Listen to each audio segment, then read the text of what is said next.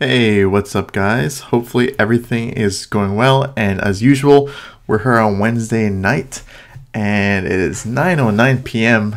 Eastern Standard Time where I am, so I'm just monitoring my headphones, make sure everything sounds like it's okay. And so far, it looks like everything is good. The delay, I think I finally solved that, so that's kind of nice. It seems like we have a good group in the chat already. The Messiah of Poop Trials, and we got some questions going already, so that's cool. I have a list of questions as usual that I got throughout the week, either related to the channel or the videos that I put out. Usually most of them are about the most recent video, but occasionally I'll get questions on some older videos that kind of stay current, and so I'll be answering some of those as well as your questions in the chat. If you have any questions about what I'm doing, as well, I see one there already right now about sleeping bags. What degree bag I've been using in terms of the lowest. But yeah, all the pictures you saw, I know Mark was making fun of that slideshow of pictures, but those are all from my Instagram account. So if you go over to Instagram and check me out, I think, yep, my Instagram handle is in the description. So check it out. I kind of have fun over there and posting photos. It's kind of one of my, I don't want to say photography is my hobby because it really isn't. I just like taking cool photos. And so questions about like photography kind of go over my head. I know Adam, the Sierra Photog, just that guy's DSLR is awesome. He takes some epic shots. So getting right into the questions, Jay Hill is asking kind of what the lowest temperatures I've slept at and what degree bag. That would be the teens here in Ohio. But even though it was in the teens, it felt a lot colder because of the wind. And unfortunately how I had my hammock positioned, because I got there late and I positioned kind of the wrong direction with the wind. So at that point when I was sleeping with the underquilt, it was kind of getting between the underquilt and the hammock, and the wind chill was pretty low. I remember I definitely froze that night. I barely slept. Just because it was so cold. Luckily, it was more of a camping type trip, pretty close by, and if I needed to, I could have bailed. But it was doable. I just didn't get a whole lot of sleep. Yes, I am living the dream. You guys know I enjoy doing this stuff, and I thought about whether or not there was enough questions to do a live stream tonight. Turns out there was. So I kind of went ahead and looked at some channel questions that I had, and I thought, okay, that seems like it would work pretty well. Wednesdays with Dr. Tim, I guess we can call it that too. Let's see, the Messiah of Poop Trials. Hey, Mike. Hi, Alex. Test your manhood. Hike northern Maine. Well, I'll tell you what, that area is really gorgeous. And when I read about people kind of coming up on that last bit of the AT, or especially around that area in the north, I always think it'd be kind of fun to hike that. So, favorite meals while backpacking. Right now I use a lot of Mountain House meals. Of course, you guys know I'm an ambassador for Mountain House, but in terms of breakfast, I typically always go with a bar because I always want to kind of eat on the move. It's never something where I feel like I want to sit and set up a breakfast, even something remotely warm or hot.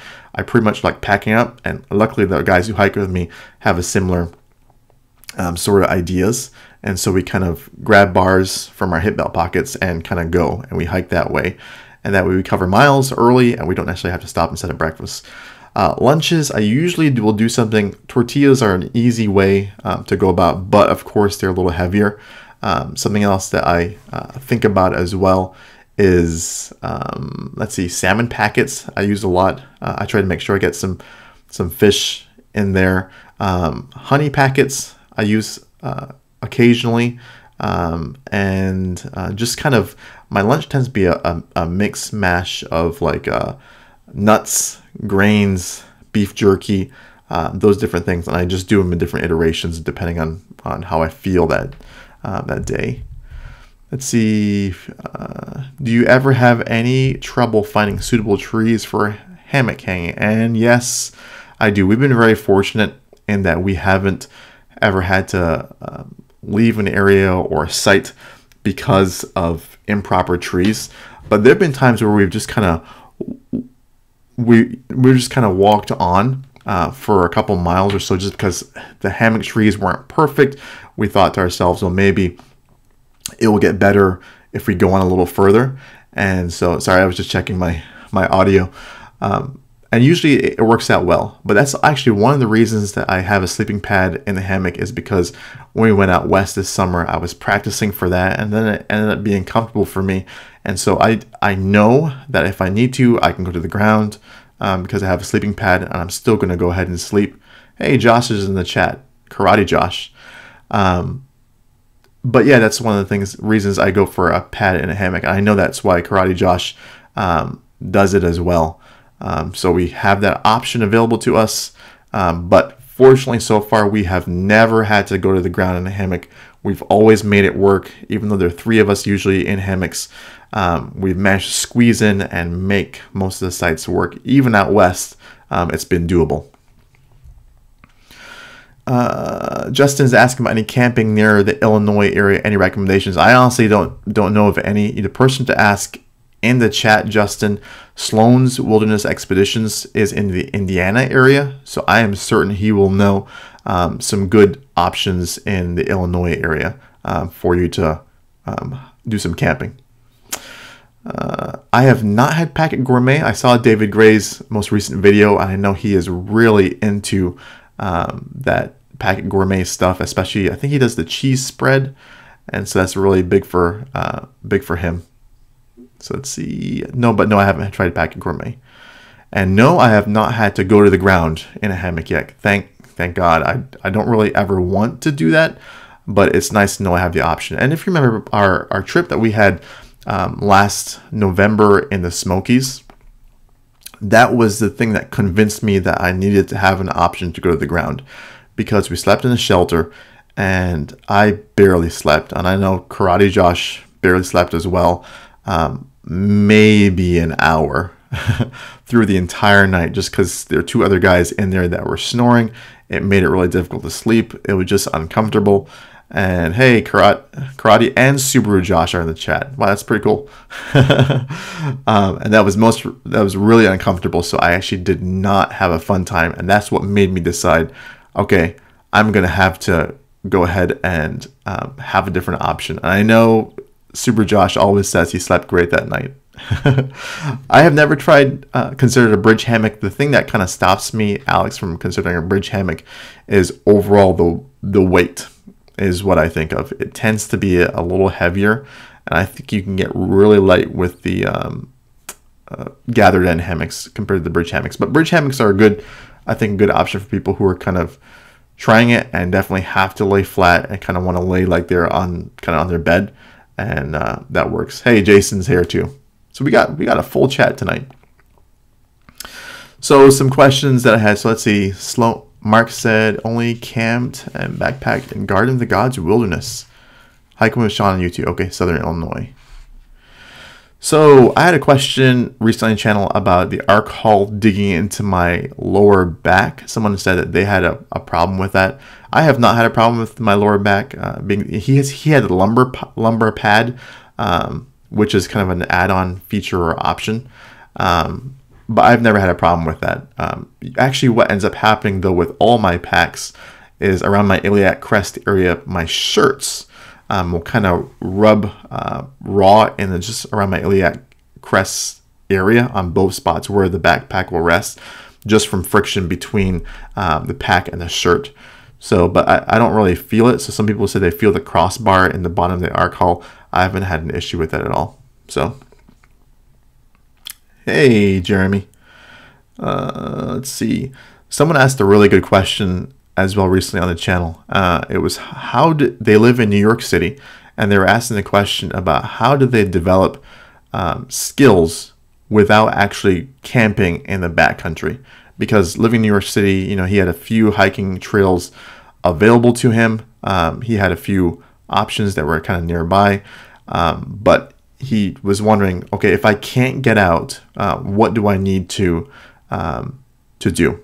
And so I usually will say one of the best places to practice is, first of all, if you really can't go anywhere, is backyard or any green space that you can. So if you're in the city, you may not have a big backyard, but that's actually where I started practicing when I was, especially my winter setup.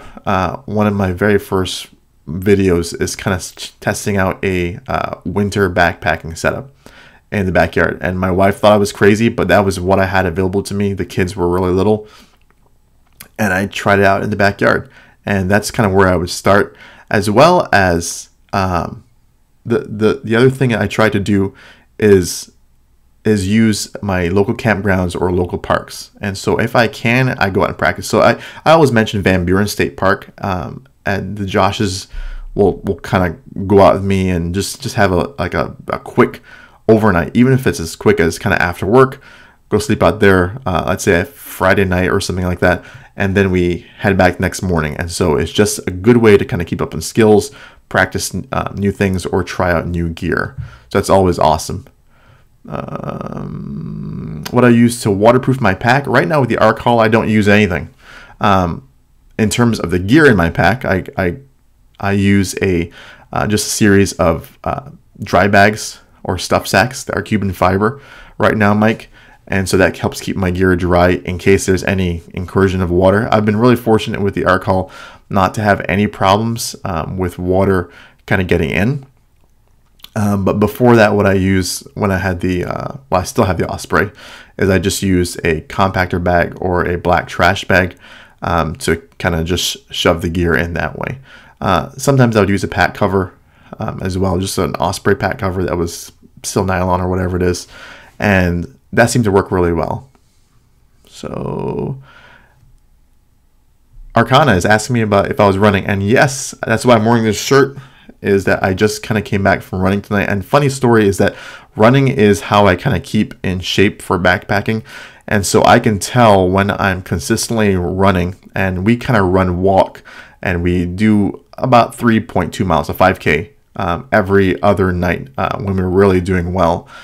And I can tell when we're doing, when we're in that routine and getting into running, that backpacking becomes really easy. It's not like a requirement that you have to work out in order to backpack, but it does make things a lot easier. And I'll tell you, I've said before, I hate running. Like it's the worst thing in the world for me. Like I don't enjoy it.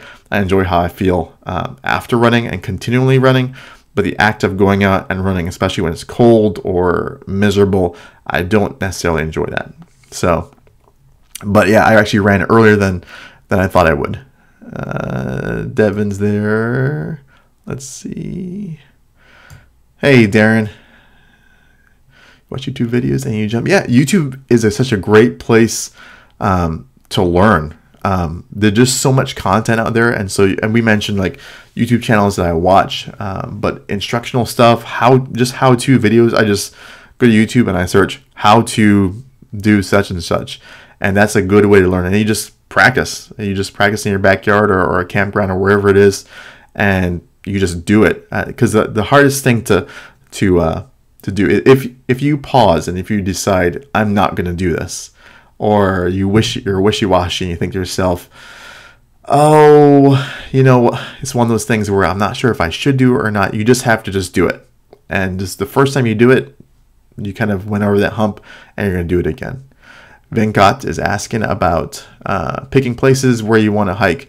There's lots of different areas I research, but I use Facebook actually a lot to pick out places that I want to go. And so the hikers page on Facebook, hikers group on Facebook, backpacking groups on Facebook, they're usually open to I pick the huge ones, you know, tens of thousands of people, and they usually post their pictures. I'm like, wow, I really want to go there. I also look in terms of just general distance. And so then I think about where we are in Ohio, and I think about what travel time is for around where we are. So let's say a max of 8 hours or so. And then I try to judge, okay, where can we end up? And so usually that's why we usually hit Red River Gorge, the Smokies, East Coast. So West Virginia was kind of at the further end, and then we can kind of do New York. We can maybe hit up some of the Northeast New Hampshire is what we're thinking. And then Michigan, of course, up north. So we kind of just have a giant circle of about an 8-hour drive. So we get up early in the morning and we know we can drive 8 hours and get to that specific spot. So ever backpack in the Southwest? I have not. That guy keeps on you about going to Paria Canyon. I did the wire pass to Buckskin Gulch, then down the Paria. It's a lifeless, so you should take him up on that. I know he's been bothering me about Utah the entire time, so it means I have to check out Utah at some point. Start cycling and you will never run it again. Cycling is something that my father-in-law is huge into biking, and it's one of those things where I know if I got into it, the big thing for the big thing for me, I'm just checking the delay again, and it looks like it's fine. The big thing for me is cycling hurting your butt, and that sounds really ridiculous. As well as the second thing is, I feel like running is so much bang for your buck in terms of calorie burn. So I mean, I walk out my door and I'm just taking myself and my sneakers and I just run for, let's say, 40 minutes or whatever it is, and I come back and I'm done. Whereas with biking, in order to have a similar, I mean, I'd have to have a really good workout in order to kind of make it comparable. So maybe someday I'll cycle more. Hey, Briscoe Hikes. Good workout. The cross-country season, he had me out running. Yeah, keep at it and become habit, and you will miss it. It's hard. I think about that. If you keep at it and become a habit. And it did become a habit for a while there where I ran pretty frequently, like you're talking every other day, and I took usually Sunday off. But man, it never got to the part where I'm like, wow, I'm really enjoying this. Maybe that will change. I'll keep doing it. Let's see. Bought a GoPro. Video editing is a drag. Spend a week and Zion need to do some computer now. Yeah, sometimes video editing can be tough. I think that's why I use my phone for so long, and I probably still will for kind of short videos, is because it's just, I got used to the flow. It's so fast now. I like doing it on my phone. I can kind of sit in the couch and do it. But of course, for the trip videos, I think I'll definitely use the Final Cut Pro that I've been doing. But I've heard those, GoPro and video editing can just take a while. What temp underquilt would you recommend? I was thinking of 20 degrees for the Niagara area for all seasons. Any suggestions to increase the warmth some, like a wool blanket? Yeah, 20 degrees, Phil, is the kind of the sweet spot that I would suggest for an underquilt. It just seems like it fits a wide range of temperatures for the Northeast especially. You may have some trouble in the dead of winter in the Northeast. I lived in the Western New York area for a while, and so I know how low it can get, especially with the wind out there. In terms of suggestions to increase the warmth, a wool blanket is a good idea, as well as if I've seen people do things like layer those Costco down blankets and kind of make their own underquilts. And so if you layer enough of those Costco down quilts as an underquilt, you probably can increase the warmth pretty well that way. So that might be an option. 8 hours for a quick overnight. Yeah, actually, we have done 6 or 7 for an overnight. I think LeConte was probably the furthest we've driven for an overnight, Todd. So it is something that we have done. Tim, how do you keep your mustache so nice? I don't know. It's just one of those things where it's getting to the point where I do have to trim it, and I do trim it fairly frequently. But it's one of those things that I always joke that I was kind of born with a mustache. It's one of those things where I just have always had it. I've shaved it maybe twice in my life. Once in college, and then once after I was married, because my wife was curious as to what I would look like without it, because she missed the college shave when I did it. And then she's like, yeah, no, you should keep your mustache. And so it just fits my personality now, and I kind of go with it. And I don't Sharpie the gray spots. You can kind of see it. Let's see, what side is it? Yeah, there we go. You can see it right there. It kind of gives me kind of a devil may care sort of look when I leave it. Let's see, Mid-Atlantic Hikes, Hiking Upward websites, other YouTube channels for inspiration. Yep, I've used all those, as well as just good old Google will work. Favorite hiking spot in Michigan from Larry. The person definitely to check for great hiking spots in Michigan is Up Trail 71. He's the local Michigan guy who's been all over the place.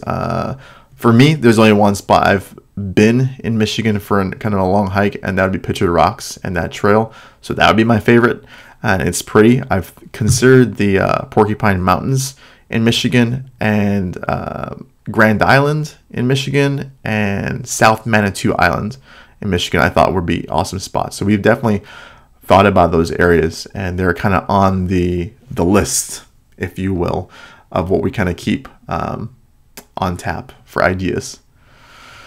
Let's see. I do the same map circle thing.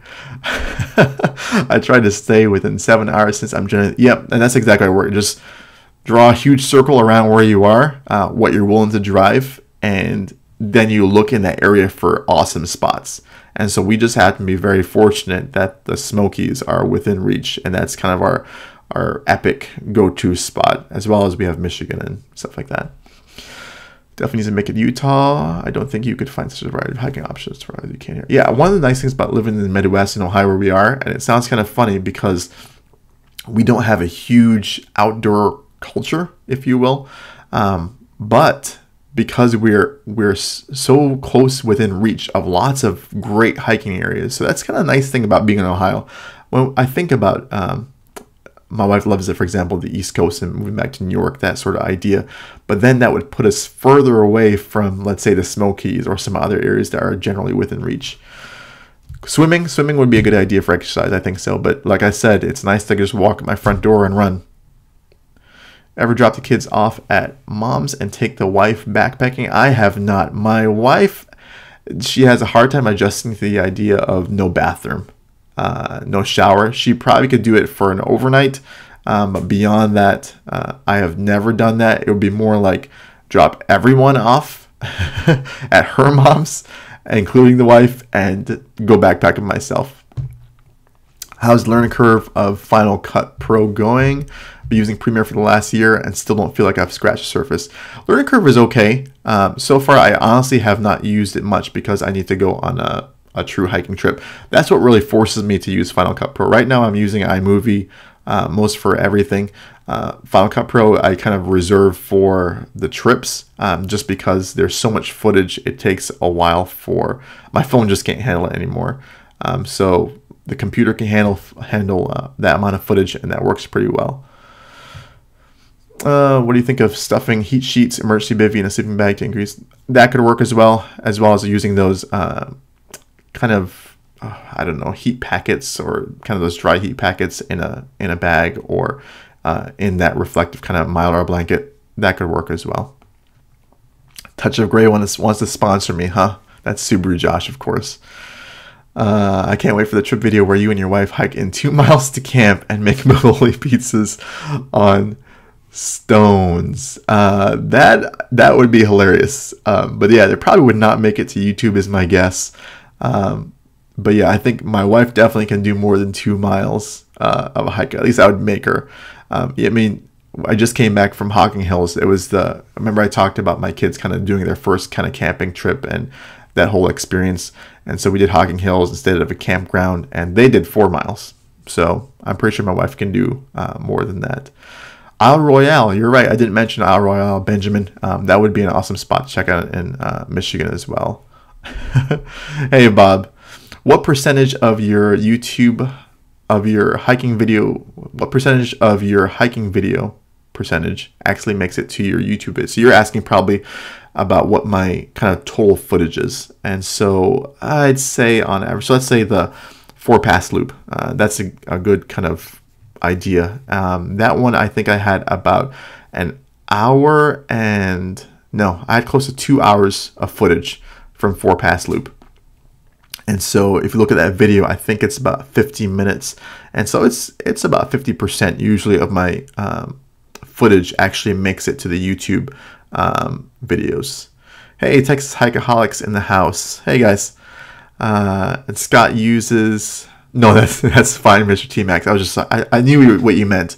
But yeah, about 50% of my footage eventually makes it into a video. And by the end of a video, usually, especially a trip video, I am sick and tired of hearing myself talk or hearing myself talk over the outdoors. Sometimes I'm just tired of hearing the sound of my own voice by the time I footage. I usually will watch and re-watch videos a couple times just to see what the experience is like from beginning to end for everyone. Royale. Did I say Isle Royal? Royale. Oh, it's pronounced Royal. Okay, so not Royale. Isle Royal from SB Outdoors. Yeah, I saw their video on that. They had a kind of a series on that. Isle Royal. Yeah, so sometimes I get sick of hearing myself talk in a video. Go back to the questions that I have. Someone asked a really good question. I think this was Shiny Knife from my last video. So he was asking if I pack the same way absolutely every time. So remember my most recent video was kind of a packing my pack video. And so he was asking, do I do it that same way every time? And yeah, usually I do. With some minor... Just checking the delay, and it looks good so far. I think I'm going to stop doing that. It seems like it's fixed for whatever reason. But I do pack usually the same way every time. One of the big things I try to do is once everything's kind of in its place, I kind of keep it in that same place. I have minimal changes to where things are, maybe in the mesh front pocket, or if I'm using the key pocket in the pack. But I pretty much pack the same way every time. Todd said he saw a mama bear and her 3 cubs the other day. She was tagged with a collar. What do I think about that? I guess I'm curious as to what you mean. She was tagged with a collar. I guess that's usually if the Park Service is doing that. More power to them for tracking the bears. And I think it's exciting to see that.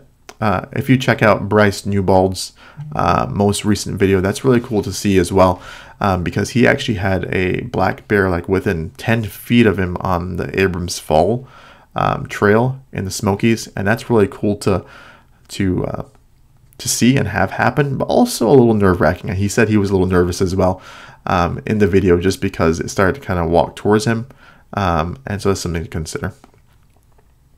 Oh, you do? Oh, I see what you're saying. Tagged with a collar. Yeah, I guess I could see that. I wouldn't want a collar around me, but I was thinking that, maybe it depends on if they're kind of protecting the bear population. And so sometimes it might be necessary, I guess. Devin's asking, what items did you leave behind first when you started going lightweight? I think what I started to consider, Devin, when I started going more lightweight, is what I consider to be luxury items. And so, of course, I kind of focused on the big 3, where I focused my pack, I focused on shelter, and I focused on sleeping bag. And once I worked on those 3, I started looking at, examining every single thing and if I needed it. And so, for example, when I think about my water filtration system, What I use right now is a Sawyer Squeeze. I have an Evernew bag. I bring like 2 smart water bottles, and that's usually it. Prior to that point, I think I brought 2 water bags and then 3 1-liter bottles. And so I slowly started cut down and realized that I didn't need that many water bags because, first of all, I could back flush with the smart water bottles, and I also had those as another extra storage system, and so I didn't need more water bags. We go the same way. Everything has its place in this pack, makes it easy for packing and repacking. Yeah, I think so. Once you get in the routine of putting everything in the same spot, it's kind of nice. Oh, a big collar. So yeah, I guess I don't have an issue with it as long as there's a purpose for the tracking, I guess. I've seen where Syntax77 has started using drone to shoot some footage. Have you ever considered using a small drone to add different shots or footage? This is from Rotor Medic Vance. I've thought about lots of things. I've thought about working more on those shots. And so I know, for example, both Syntax and Jason from Outdoor Adventures uses a... they do a really nice job with the videography and the cinematography aspect of things. I honestly, hasn't been my style so far, but I'm always open to it. I'm always open to, if we can, depending on the area we're hiking in. So for example, in the Smokies, drones are not allowed. So depending on where I am, I'm open to the idea of adding a drone shot. The thing that would probably stop me is probably the additional weight, and thinking about if I'm adding that drone, and usually you can get some really cool shots, but you're talking about carrying that weight for maybe a few seconds of actual footage. Yeah, Subaru Josh, how is the foot? We were talking about running tonight, but it's, see ya, Scott. We were talking about running tonight, and Subaru Josh actually fell. I don't know how he does it. He actually fell twice. Granted, some areas in our neighborhood, the sidewalk is uneven. So unfortunately, he fell twice, but his foot seems to be okay. It's kind of like a just a constant thing. Yes, bleep, Ohio. I am Ohio based. I'm in the Northwest. See ya, Devin.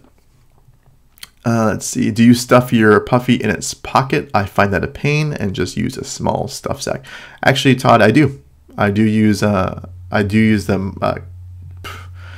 Mountain Hardwear Ghost Whisperer, and I do stuff it in itself, and that seems to work pretty well because then it compresses even more for me, and then I put that in a dry bag. So yeah, it hasn't been hard for me to do that. Actually, a lot of times I just end up using a fleece and not using the actual puffy jacket. No need for a water bottle, just lick the dew off of rocks and leaves. I'm going to pass on that one. Let's see. People were asking about the pack video as well. Yep, that was shot at Dolly Sods. Whiskey Alpha Zulu 97. Saw you get some recognition from Z-Packs. Yeah, that was kind of cool of them. Those of you guys who follow Facebook, Z-Packs on Facebook or Instagram saw me, one of my pictures from 4 Pass Loop on there. So that was kind of fun. Subaru Josh is actually the one who kind of told me that it was up there. I was like, oh, that was really nice of those guys. Yeah, Z-Pack stuff is awesome. I do enjoy their stuff. It's well made, and you know, just in terms of, first you have to choose exactly what it is that you're getting, but overall, I'm a fan. Scott asked last time. Too bad he skipped out, but I'll respond to his message. He asked what ground sheet I used in that pack video, and I use the Z-Pack's rain kilt because it doubles as a rain kilt and a ground sheet, and I got the large one because I wanted a bigger ground sheet, so that's kind of nice. It's only, I checked recently, it's only 2.1 ounces. Someone also asked me recently about the Inreach Explorer and what I thought about it, and the 3 of us, the Joshes and I, actually are the ones who went in and bought that together. And we have the Freedom Recreation plan for the, well, it's Garmin Explorer now. Garmin Explorer Plus is what we have, and I actually really like it because it comes in really handy on the trail. If we lose trail, or like there's some areas on 4 Pass Loop where there was covered in snow, and I'm like, I have no idea where the trail went, and we kind of look at the Inreach Explorer for that. Todd is asking, what got you into making YouTube videos? And the answer to that actually is kind of funny. It's if you follow any tech YouTubers, and I do, if you follow Marquez Brownlee or MKBHD on YouTube, you can go ahead. He's actually in my featured channel section. You can link to his channel there. He's a huge YouTuber, and I've just followed him since he was in college, and now he's out of college. And it's been awesome kind of seeing how a guy like him kind of grew up, if you will, on Facebook, starting doing tech videos on his like old laptop and with a potato quality camera. And it was kind of inspiring to see that, and it kind of made me think I can make videos as well. Of course, seeing Syntax's hiking videos and lots of other guys hiking. Jason from Outdoor Adventures, when he started making videos, and I kind of saw his Smoky Mountain videos were the first ones I saw. Things like that kind of got me into YouTube. But if I had to choose one channel that kind of got me into doing that, it would be MKB HD. So that's kind of cool. Let's see. I've been curious to try more Z-Packs products, so I'm excited to hear what you have to say. Yeah, I really happy hikers. Let's see. You are not done with the AT yet, so you're somewhere in. I can't remember where you were, but you're getting close, right? So those of you guys who want to follow an AT hiker, go ahead and subscribe to Happy Hikers.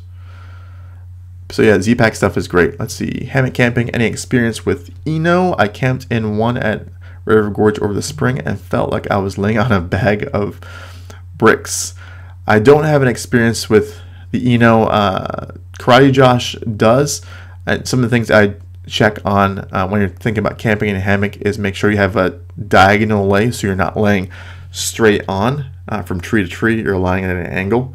That way you get a flatter lay, and that should be more comfortable. Of course, if you are too tall, so if you're about 6 foot or taller, the Eno may actually be too short for you. I would check out an 11-foot hammock. Some tips on how to pick up subs mega fast, like Tim. I don't think I've picked up fast, but consistently. I think people, what I try to do, and hopefully this is what helps you guys, is I try to think about what videos I would want to watch if I were getting into backpacking or wanted to know more about backpacking. And so I think about every video like that. So if someone wants to see the ARC haul, and then what questions would they have about the ARC haul, and then I try to make sure I provide that value, and so far it seems like people like it, and it's pretty exciting to see. I never thought that from the time I started this channel that people would be interested in that, but it seems like they are. So thanks for watching, guys. ULA, let's see. Thinking about going for the Arc Blast. I need the frame for hauling extra gear, camera gear. You're welcome. Yeah, Happy Hikers in the chat, finishing up the AT. Oh, she did finish the AT. I thought for some reason she was really close, but not quite done yet. Let's see, ULA. Todd is asking if you ever got your hammock all set up and sit on it only to crash to the ground. And the answer is one time. And so it was setting up in Red River Gorge. I think it was our first trip there. And we ended up just kind of going, it was like 2 o'clock in the morning. And this is when I used to use sticks as the toggle for my Marlin spike hitch in my hammock. And I picked up a stick. It was dark, and apparently it was too dry. And I put it in the Marlin spike hitch, set it up, got in my hammock, and boom, fell to the ground because, of course, the stick snapped. And that's when I started using a carabiner. Let's see. Future hiking trips. Yep, we have a Smokies trip coming up here soon in a few weeks, just an overnight. But it's an area that we've kind of been before, but we're hitting up, hopefully, Charlie's Bunyan.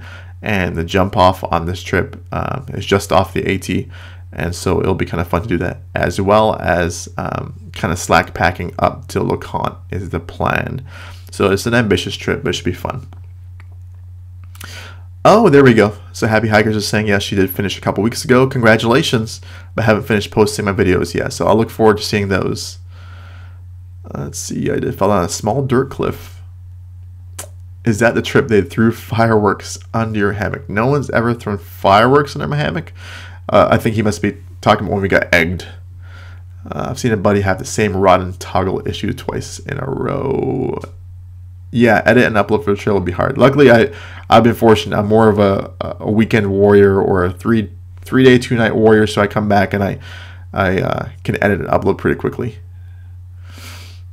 Ooh, yeah, that's bleep bleep oh hi. That's probably one of my biggest fears is that idea of hanging to a dead tree.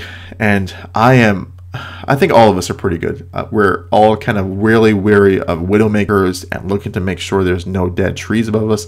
And that's one thing that's actually pretty difficult about, I think, hammock camping sometimes, is finding a spot that's appropriate and that you don't want to die.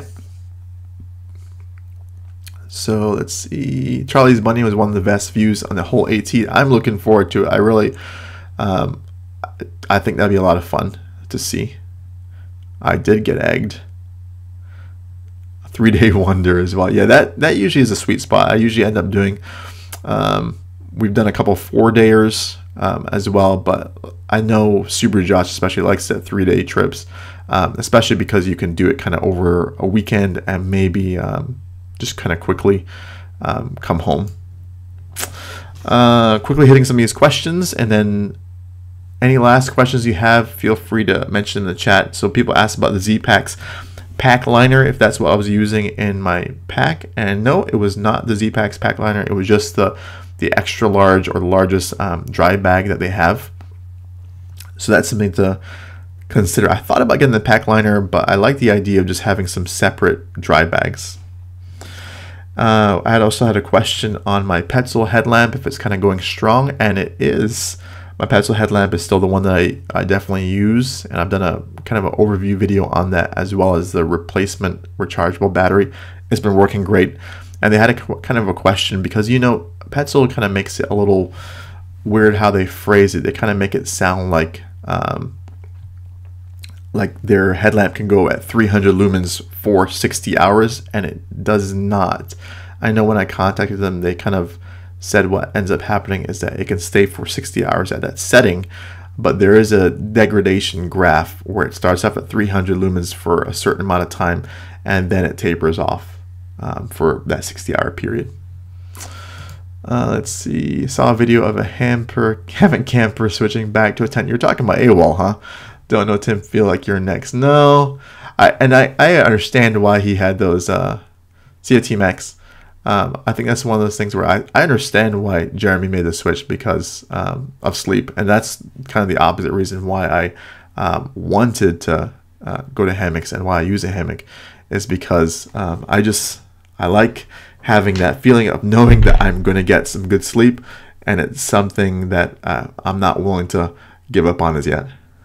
So I enjoyed your quick video, Bill, of how you pack your Z-Pack. Biggest surprise was how large and capable your hip packs are. Yeah, the hip belts are probably one of the best add-ons, I'd say. It is awesome. Like you can fit so much in there. You saw how much stuff I fit in terms of snacks and food, and it really is amazing how much can fit in there. And so I kind of tend to do that setup exactly like you saw, where I have all my food in one side and all my clothing in the other, and it works for me. Would you consider taking a tenter along with you, Hem? Yeah, I actually love having tenters with us, and we will have 2 tenters on trip, and we usually will have 1 or 2 with us, just because that way we have more trees for us. So a little bit jealous. A tent setup can be lighter than the hammock setup, but yeah, and I agree with that. Tent setup can be lighter, and most times it can be faster. And let's see, someone asked as well about the fork spoon that I use on my, what video was that? That was the, why am I blanking on that? The ramen bomb video. and I used the Sprongs in that video, but what I use right now is I actually use the Human Gear Duo, which has been fantastic. Like, I think that's hands down one of the best utensils out there. Don't go with a long handle spoon or a long handled spork. I would hands down go with the Human Gear Duo. It's just nice to have two utensils, and you can snap them together, and it ends up being longer than some of those long handled spoons. And that is kind of it. Any final questions, guys? We've been going for a while now. It looks like about 45 minutes or so. And so it's been awesome, as usual, hanging out. Toss some final questions in there if you have any. But there should be some videos coming out soon. Let's see, once again, every Monday, usually about 5 o'clock in the morning is when I release them. But I've been working on kind of that comparison video where we're talking about the Z-Packs carbon fiber trekking poles, and Cascade Mountain Tech did send me their carbon fiber poles as well, because I had that question was bothering me about whether or not they're practically the same poles or not. And the spoiler that you guys can get is that they are different. The handles up are pretty much the same. That's kind of where the similarities ends. So there are different poles. So we'll kind of go over it more in detail in a video. Working on a Hocking Hills trip video, see if I can get a video pulled together from the footage that I took when I hung out with my kids out there, as well. More camping style video than a backpacking one. And that, I think, is it. So let's see, have you narrowed down the group tent for your kids? No, I have not. I just know that the Ozark Trail tent that I used in combination with my Mama Jama did not work very well. It was uncomfortable, and there wasn't enough room.